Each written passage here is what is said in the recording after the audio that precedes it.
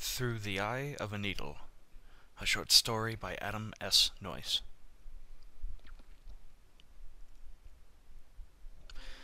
Some say life can begin anew. For him, it wasn't that clear.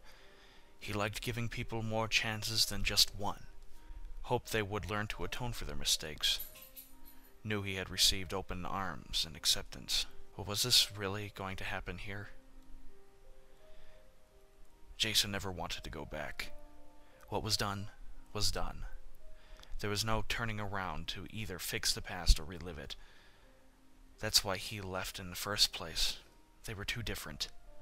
Jason was calculating, planned things out months in advance, worked, had some kind of life going for him.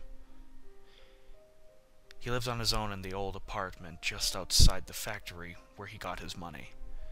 He had his hobbies, his likes, his dislikes. Then there was Alex. He was spontaneous oftentimes, or used to be, and still sounded like he was. He never calculated, lived in the now, ran on emotions more than logic. Definitely an extroverted kind of guy who was the life of a party. But that's not why Jason left him nearly 2 months ago now. He didn't want to think of it ever again. Saw what drugs did to a good, decent man. A man he loved. Still loved. All he could do was rub the back of his neck raw. Something Jason did when he was nervous or scared. Only this time, he was both. He had just gotten out of work. Knew he had a voicemail on his own Samsung phone halfway through the day, so he stood in front of the run-down apartment building in his work clothes. Still smelled like the strawberry glucose tablets he was responsible for concocting. It was better than the putrid city air around him, though. Saw the garbage littering the streets, the homeless sitting on curbs huddling up trying to stay warm in the cold winter air. Jason scrunched his angular nose, rubbed his green eyes, then reached for the main door. It was unlocked, which he had expected in a ghetto part of town. Noticed the white paint flaking off as the wind hit it. Once inside, he stamped his boots on the ground to get rid of the snow, and closed the door. Saw the old-fashioned heater near the main stairway leading to the second floor, which was where Jason's destination was. People littered the area, all huddled up, some passed out with heroin needles on the ground, half-smoked joints filling the ashtrays, empty beer bottles rolling in every direction. It was painful to see, but with a voicemail like the one that he'd gotten, Jason saw no alternative than to return here. The message was full of pain, tears, anger. Could tell Alex was high when he made it. Nevertheless, it was a cry for help. Alex seemed to have nobody now, was afraid the rumors about him were true, and becoming a horrifying reality. Even though they had split not on the best of terms, Jason was going to at least give the man the common courtesy of making sure Alex was okay. The stairs creaked and groaned as he stepped on them. Took it slow, tried not to step on any of the trash that littered them. Felt as he rose the air getting colder. Then he reached the second floor. Could hear the sound of people fucking in one of the rooms. Saw how dirty, disgusting, and grimy the hallway was. Jason made sure to keep his hand on his wallet at all times. Didn't want to get jumped because clearly he did not belong here. Room 22 was his destination. Saw the wooden cutout numbers on the dark brown door. It made Jason hesitate. Stood there. Thought of what he would see inside. All he could see was Alex, his dark eyes, brown hair, nerdy smile. Knew what laid ahead would most likely not remotely resemble what remained in his memories. He knocked 3 times. Nothing. He knocked again. Nothing. Out of curiosity, Jason reached for the knob, turned it, found the door was unlocked, which terrified him. But he opened it up anyways. Heard the clinking of beer bottles and the door pushed them out of the way. Peeking inside, he saw the dirty walls, the cobwebs, all the trash on the floor, their old couch covered in dirty clothing. It was worse than he thought. Carefully, Jason took his first steps in, closed the door quietly behind him, looked around, saw the kitchen table covered in old needles, heroin, open bags of grass, 3 bottles, and a half-empty beer. Oh, God, Jason said to himself in a whisper. Hello? He then shouted, taking a few steps forward, cautious. Jason? Came an excited voice just out of sight. He turned, knew it was coming from the bedroom just around the corner of the small living room. Jason now stepped into the tiny kitchen, tried not to move much. Was too afraid to do anything else other than stand still. I'll be right out. Jason continued to examine his surroundings, smelled the marijuana and alcohol. Putrid. But it was the heroin on the table that scared him the most. At least half of the rumors had been true. That Alex had become an addict. They had split because of the drinking, where Alex would get angry, throw a fit, drink himself to the point of blacking out. It brought fear back to Jason. Thought of the other sides of the rumors. Expected them to become reality. Hey! It was too excited for Jason's comfort. So he looked up, and what he saw didn't scare him, but made him unbelievably sad. Put on a stoic face in self-defense, muttered, Hey. Alex stood by the kitchen, arms crossed, shirtless, wearing a torn-up and worn pair of jeans. He looked a shadow of the man that he once was. He was a runner, always was skinny, but now his ribs were fully showing, face shrunken in like someone who had been starving and depraved. His once long black hair was now shaven, scars all along the top of his head, one eye black and blue like he'd been punched, lips pale, hickeys all over his neck and jawline. Then there was his bruises all over his chest, sides, and stomach, green and purple in color. Alex looked small, like some abused puppy dog trapped in a cage. So both rumors were correct. Oh my God, it's good to see you, man! Alex shouted, running forward, reaching his arms out and wrapping them around Jason in a tight hug that lingered. Jason reluctantly returned the embrace awkwardly, was both afraid he'd break the man now strapped in his arms, and afraid to touch the junkie period. Alex then immediately pushed away, a smile on his face. So, what you've been doing? He was speaking fast, jolted, his movements quick, unnatural. That was when Jason noticed the lines going down both Alex's arms. Knew he had just injected himself with more heroin. High like a kite. Alex started jumping up and down, laughing like a little kid. It's so good to see you again. He then ran into the main part of the kitchen, grabbed a beer bottle off the table, downed it in a massive gulp, shook his head, smiled again, and tugged Jason close to him by the arm. Come here. No. Jason replied bluntly, pushed Alex back with both of his hands. A look of anger growing across his face. What? The junkie asked back, legitimately confused as to why he had just been rejected. He then began to shake his head violently, rubbed his buzzed head, then ran both his hands up his arms like he was cold. Taking a step forward, Jason whispered with compassion despite being disgusted at what he was seeing. I gotta get you out of here. Alex backed off in defense, wrapped himself in his arms as if they were protecting him from Jason.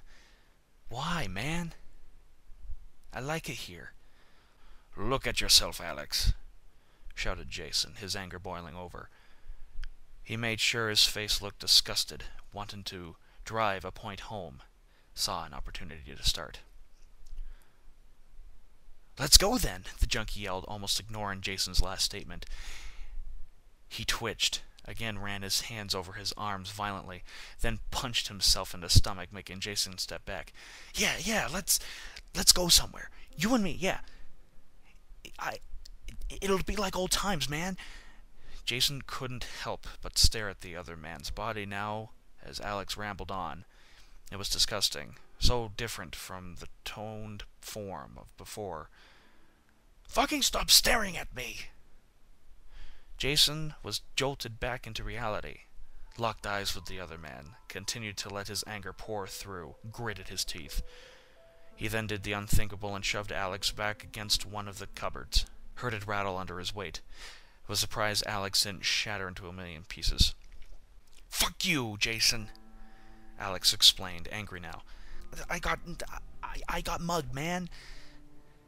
Of that Jason was sure actually happened. I fought my way through it. They took everything, Jason. Everything. Jesus, fuck! Alex jumped once, like he was waking himself back up. He got all quiet, kept looking at Jason's eyes. Took a step forward, reached out, no longer angry, but like he wanted something. Jason, please. He moved in for a kiss. Fuck off, was Jason's answer as he pushed him back against the cupboard again, pinning him so Alex could not move. Saw the look of pain in the other guy's face as he looked down at his feet. You're such a pathetic piece of shit, you know that? Look at you now. Fucking druggy, drunk, Christ, man. I didn't even want to look at you. You ain't worth shit. You did this yourself, man. Not me, not anyone else. Fucker. He felt Alex begin to lose his composure in his grasp. The fucking garbage littering this joint is worth more attention than you. You ain't worth anyone's goddamn time, much less mine. Jason gave one last look to drive his point home before storming several steps away as Alex just rolled to the ground, legs splayed on the white-tiled kitchen floor, back upright against the cupboard doors. Jason just looked down at him, puffed out his lower lip, something he did when he was holding back a lot of emotions. Alex, though, had completely shut down. Now was bawling, tears falling down from his eyes like a waterfall, breathing erratic and without rhythm. Lucky for you, began Jason, lowering his voice and getting down on his knees. He then gently grasped Alex's chin between his right hand's thumb and pointer finger, finished with, I believe in second chances. Alex lost it, managed to hold eye contact for 1 second before falling forward, arms wrapping tightly around Jason's back. Jason pulled him in, not too tight, afraid he hurt the shell he was holding. Felt the hot, wet tears soak through his black shirt, rubbed Alex's back up and down soothingly. I'm so sorry, the poor man cried. Please forgive me. He started coughing, but slowly went back to his crying fit, sniffling. Not a pretty sight, but Jason continued to hold him nonetheless, knew the man needed a shoulder.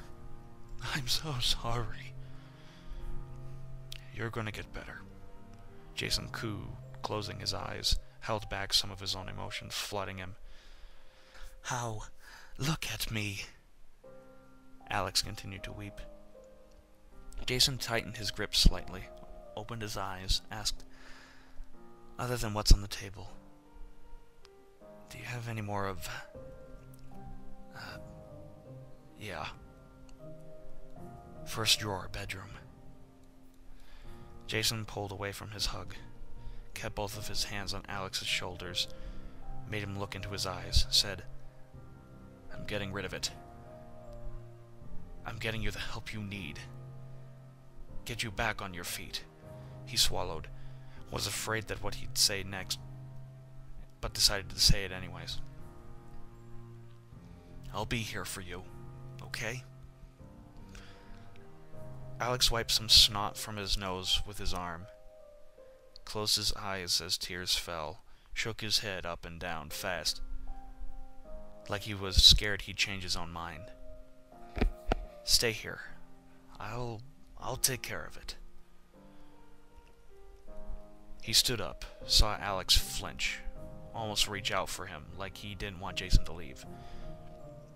It tugged on Jason's chest saying that, but he had to do it. If Alex was going to get better, the drugs and alcohol had to go. He looked through some of the cupboards, found a roll of garbage bags, ripped one of them in the pack and opened it. Gave Alex one last glance before heading off to his destination. So he made his way into the other man's bedroom. Saw only one drawer in the room, mostly empty other than the bare bed with nothing on it. Opened it up and found the heroin and needles. It was disgusting. But it's what happened to people who were desperate. Hell, Jason remembered the first time he shot up. It was amazing. Hell, Jason remembered the first time he shot up. It was amazing. But he was smart enough to stop, clean up his act. Throwing it all away was easy for Jason. Saw nothing more, but he checked the other two drawers to make sure. The second one was empty. He even felt around to make sure of that. But the third had only one component sitting inside. It was a picture of them before they were together, screaming to the top of their lungs as water splashed all around them. Jason remembered that day. It was fun. It was when they took a small vacation together in northern New Hampshire, where they attended a small amusement park that was Christmas-themed. The ride was like an old sawmill. You rode in a log, down a fake river, and was led up a gigantic tower only to slide down at it lightning speed. Jason even remembered the title. It was called Polar Plunge. It truly was a fun day. After looking at it, remembering that that was the day Alex finally kissed him for the first time,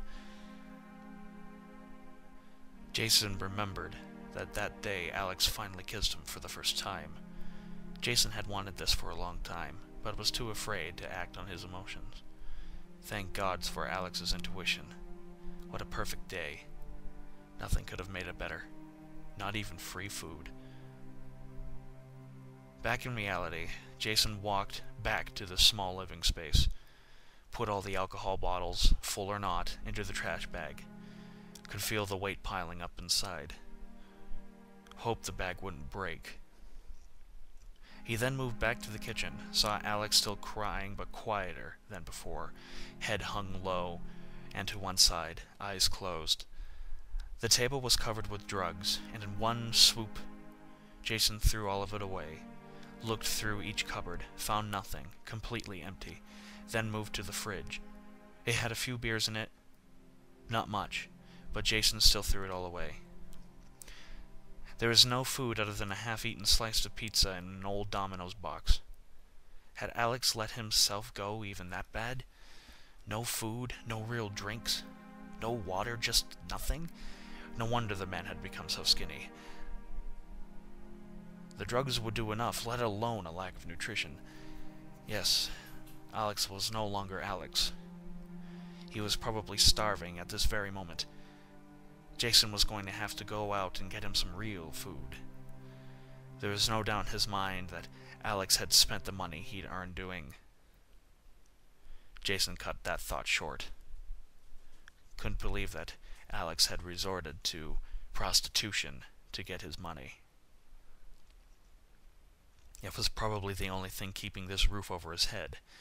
Perhaps the junkie had gotten into some real fights, but there was no questioning that some of those bruises were from his line of work, especially the ones around his waist. Grabbing the two blue ties of the bag, he pulled them tight, made a knot, and tied it shut. Would take it down later when Alex was in a slightly better position. He then set it against the fridge, looked at the other man for a while, not sure what to do. Jason decided to call back to his memory, and knew Alex liked hot showers. That was probably something he needed right now. Hey, he said, scooting himself down to the floor, placing one hand on Alex's shoulder. He kept his voice as firm as possible despite it wanting to crack. "You're gonna take a hot shower, all right? I'll get your back. You can stay there as long as you need to. Sweat it out." He then gave a fake smile. It was an instant, but Alex shook his head up and down, replied with, "Okay. Okay. Come on."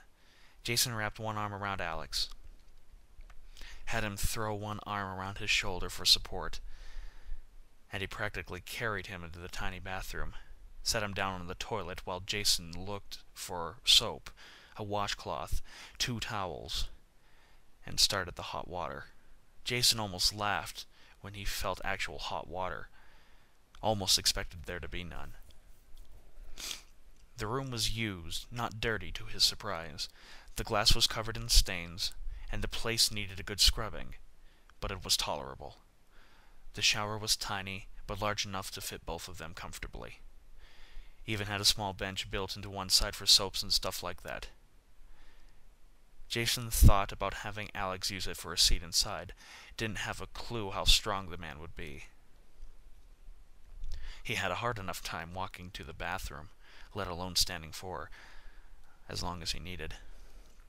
"Go ahead," sighed Jason, not sure what to do from here, awkward. The first thing Alex did was stand up, his knees shaking, every movement jittery, muscle spasms. "Can you not look?" he said weakly, like he was trying so desperately to control his voice. Jason just scowled, took a deep breath, then turned as Alex requested. He heard the belt slip off, the metal hitting the tile floor.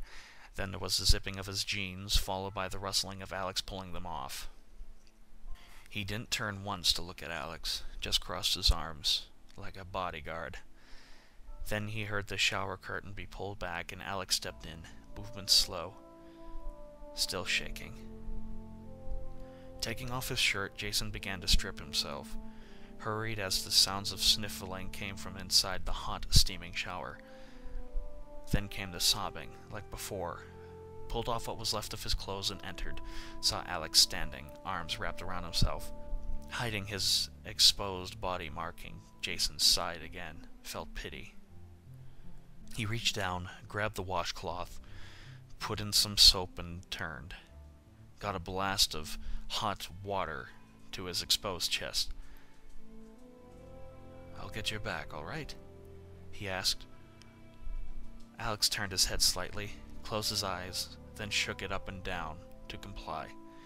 Jason began moving the washcloth in small circles along Alex's back. Was careful not to press down hard. His entire back was one giant black and blue mark. He also made sure to keep his distance, was afraid close proximity would only frighten Alex more.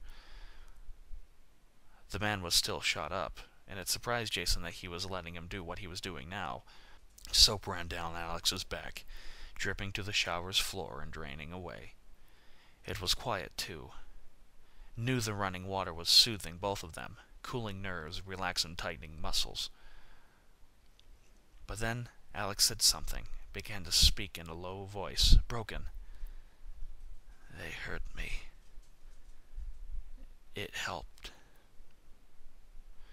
Jason had an inkling of what Alex was talking about, just shook his head up and down as he moved to washing Alex's arms one by one, slowly, tenderly.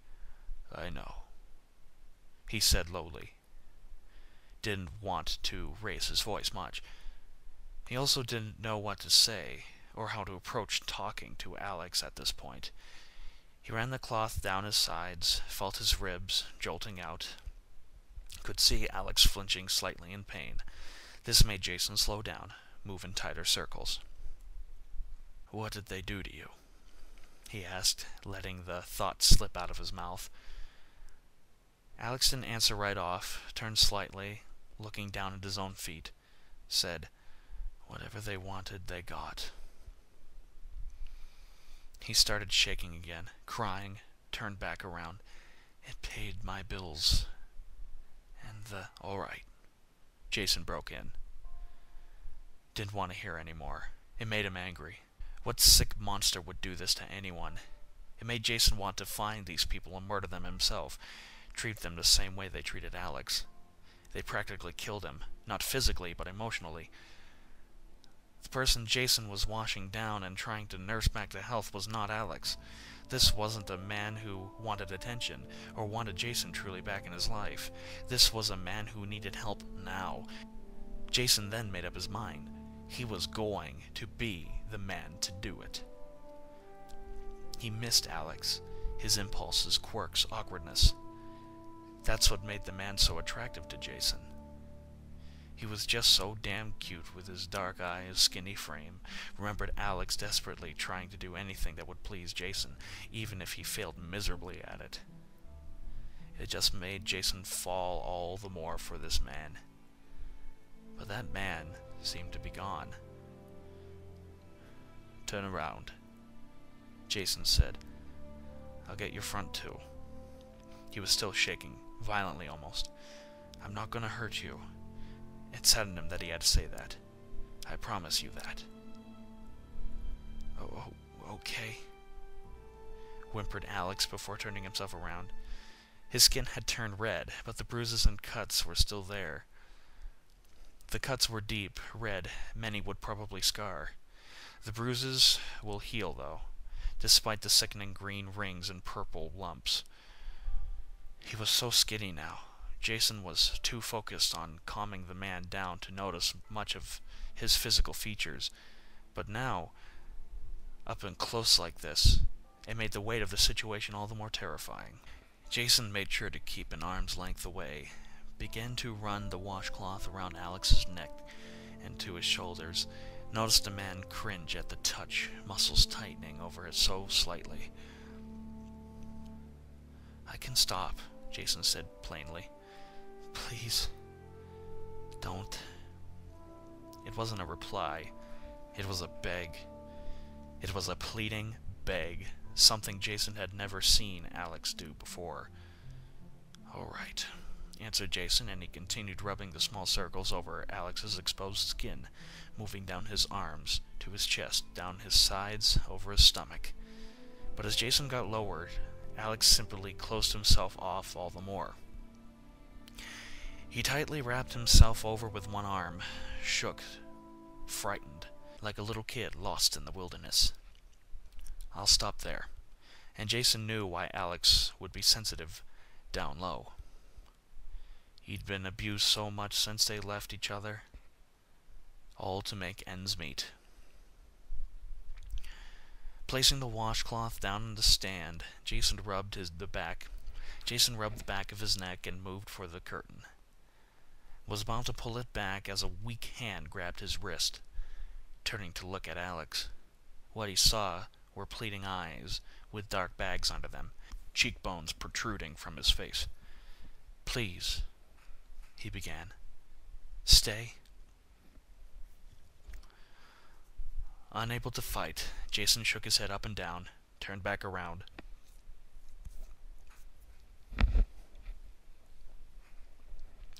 Watched as Alex placed his back against the shower wall and slid down to a sitting position. Limbs looking like lead was now holding them down.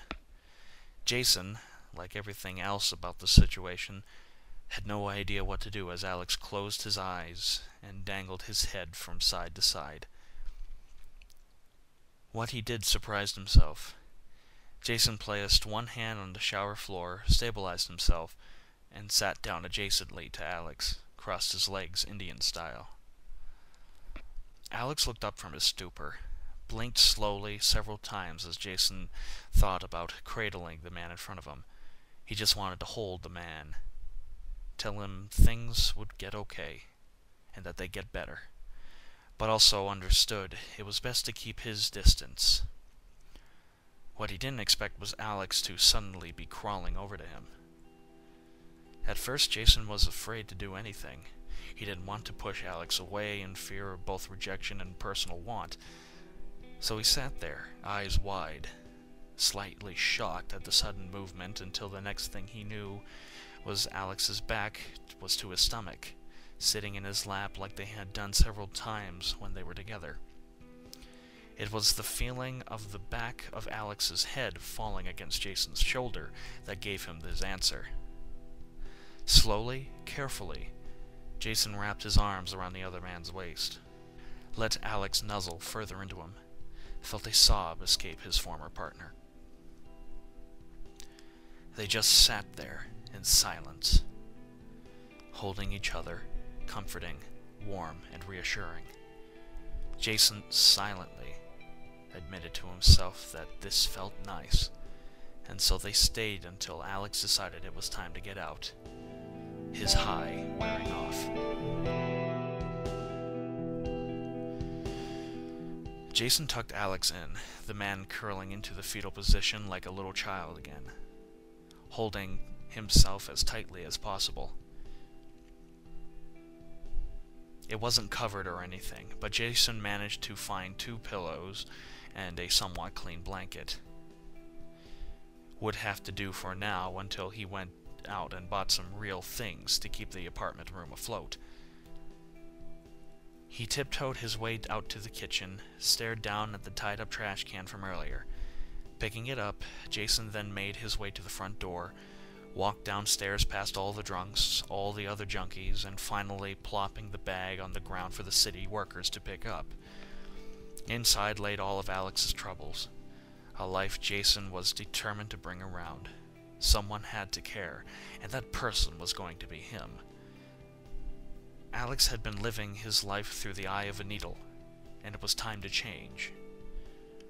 As Jason walked away and back upstairs from the dark city streets, it was as if a weight had been lifted from his shoulders, yet a million questions came up at the same time. It was a strange feeling, but it all came down to the fact that he cared.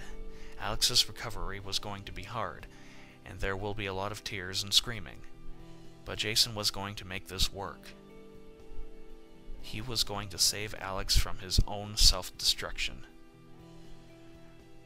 When the door opened, Jason walked back into the bedroom, saw his Alex still curled up.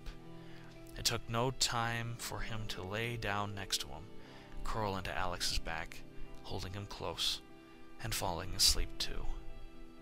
Yes, this was going to work, and the new beginning was just around the corner. Life will begin anew.